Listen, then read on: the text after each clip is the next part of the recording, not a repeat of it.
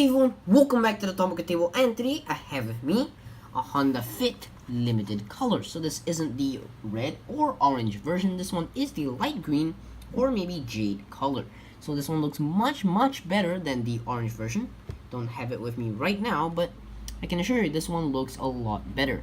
So anyway, this one has the new sticker, number 66, and on the base has this little blue square thingy. No idea what that's for, so if anyone you know, just let me know down in the comments.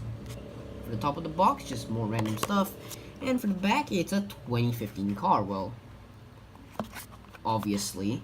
So anyway, getting into the car itself, you can see it's pretty neat.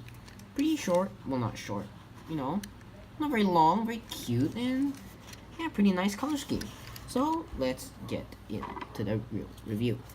At the front right here, we have a matte black middle of the front bumper right here, while the sides are lime green.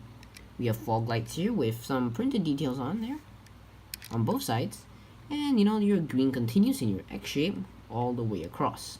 So your front grille is also black, and we can see a Honda badge right there, and a red RS to the side. Also, we have silver front light tampos, and a completely green bonnet with no air vents or such thing. Anyway, for the, what do you call this stuff, the window wiper bay, whatever you want to call it, is matte black.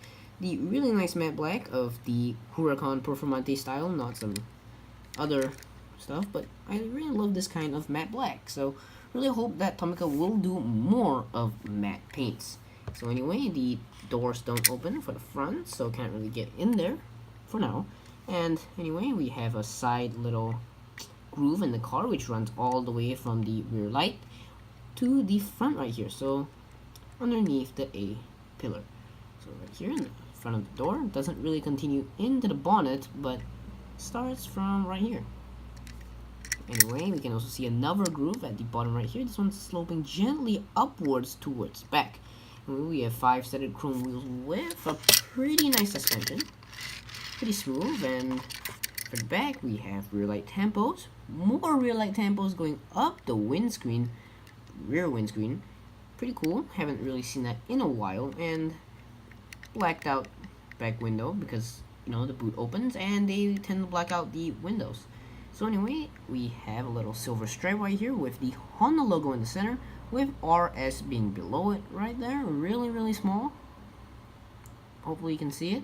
Over here we have a space for the number plate and some vents at the back. Nothing much really for this car in particular.